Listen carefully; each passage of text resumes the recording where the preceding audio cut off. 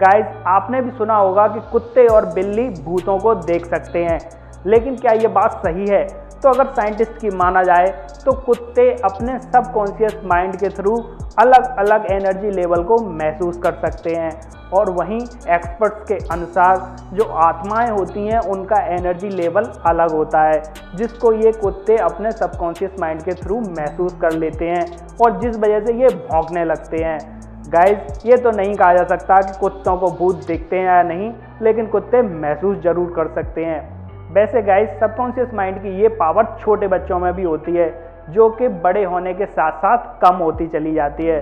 Guys अगर आप भी बाइक्स के शौकीन हैं तो आप ये जानते होंगे कि एक साधारण बाइक 1 सिलेंडर या 2 सिलेंडर होती है, लेकिन अमेरिका के सिमोन व्हाइटलॉक ने एक ऐसी बाइक का निर्माण किया है जिसमें 2, 4, 6 सिलेंडर नहीं बल्कि पूरे 48 सिलेंडर्स का यूज़ किया गया है।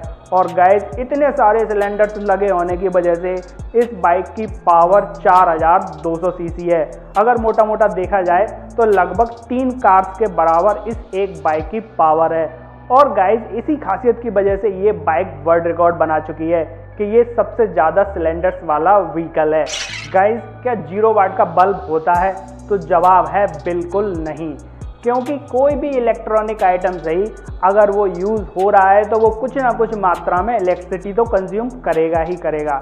लेकिन फिर इन बल्ब्स को 0 वाट का बल्ब क्यों कहा जाता है? तो उसका कारण है कि जो अभी डिजिटल मीटर चल रहे हैं, इससे पहले एनालॉग मीटर चलते थे जिनमें कि चक्री घूमा करती थी।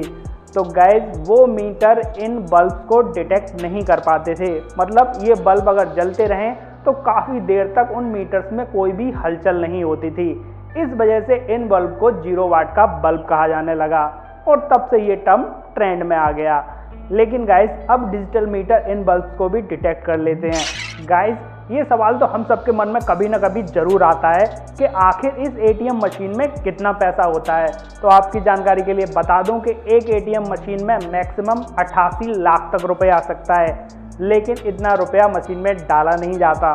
वो शहर के हिसाब से वेरिएशन करता है, मतलब कि बड़े शहर में पैसा मशीन में ज़्यादा डाला जाएगा और वहीं छोटा शहर या कस्बा है तो वहाँ की मशीन में पैसा कम डाला जाएगा। उसके अलावा ये एटीएम मशीन बैंक से या किसी दूसरी एटीएम मशीन से इंटरनेट के थ्रू कनेक्ट नहीं रहती, क्योंकि इंटरनेट हैकर्स के थ्रू हैक हो जाता है। इन एटीएम मशीन्स को चलाने के लिए एक स्पेशल नेटवर्क का यूज़ किया जाता है। इसी वजह से आपने देखा होगा कि जहां एटीएम मशीन लगी रहती है उसके ऊपर एक स्पेशल एंटीना लगा रहता है, जिसके थ्रू आपस में एटीएम मशीन्स और बैंक्स कनेक्ट रहती हैं। गाइस आपने देखा होगा किसी को चाय पीकर मज़ा आ जाता है तो किसी को मज़े के लिए शराब पीनी पड़ती है। कोई व्यक्ति अच्छे काम करके मज़ा ले लेता है तो किसी व्यक्ति को बुरे काम करने में मज़ा आता है। लेकिन आखिर ये मज़ा आता क्यों है? तो दरअसल साइंटिस्ट के अनुसार हमारे दिमाग में डोपामाइन नाम का एक हार्मोन रिलीज होता है जिससे कि हमें मज़ा आता है, और जितना ज़्यादा डोपामाइन रिलीज होता है उतना ज़्यादा मज़ा आता है। लेकिन आपको मज़ा किस चीज़ में आएगा वो डिपेंड करता है आपकी परवरिश पर और आपकी विचारधारा पर।